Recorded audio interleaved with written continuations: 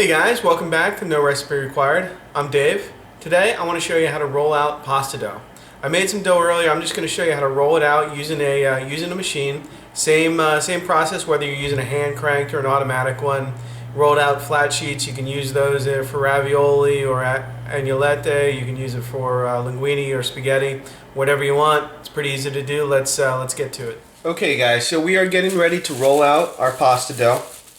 Like I said, I let mine rest for at least half an hour, and you're going to find when it opens up that it's become much wetter, which is totally normal. I'm going to go ahead and split this in half and work with half of it at a time, just because it's a little bit easier in terms of size. I also like to use a cutting board here. I flour the cutting board. I usually put a little pile on the edge there, so that I can go to it, but then I flour the rest of it. And you can roll this out by hand. That, frankly, gets kind of difficult.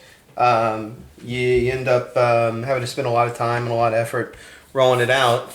Or you can buy one of the attachments to a Cuisinart, or even one of the hand crank machines, which is what I'm going to do. Once you get it kind of flattened out real thick like this, then we move it on over to the roller. Okay guys, so here's my roller. It's the attachment to a KitchenAid. I'm going to go ahead and take my dough, and I'm just going to feed it into that roller with the at its widest setting. That's usually going to be a 1. The first several times through, we're actually just kneading the dough. So I'm going to take it and fold it in half again. So it's going to be obviously thicker now than what that was before. And then I turn it as well, 90 degrees. So it just went in like that. Fold it, turn it, and then put it in again. And we're going to run this through probably 7 or 8 times. Let me speed up the machine a little bit. Do another fold, do another pass.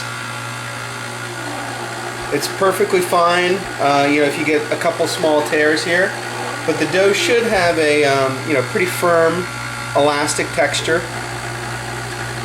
Every once in a while, drop it on your board, maybe get a little more flour on it. Now, once we run it through a few times, I'm going to go through maybe once more. Then we're going to progressively run it through without folding the dough over, and get the pasta sheet thinner and thinner. So we're ready to go ahead and do that now. I'm going to turn the dial from 1 to the next narrow setting, a 2, and just run this through again in that same direction. And you don't really need to run this through multiple times now. You've already done that. I'm going to go up to a 3. And it's pretty interesting, or pretty funny, how much thinner it gets and how the dough is going to kind of stretch out on us.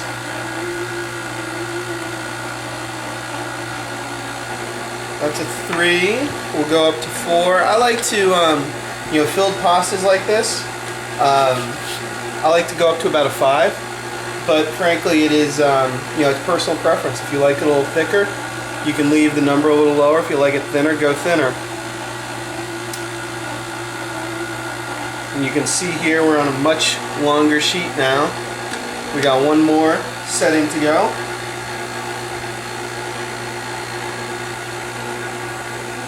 Run him through. It's not cooperating.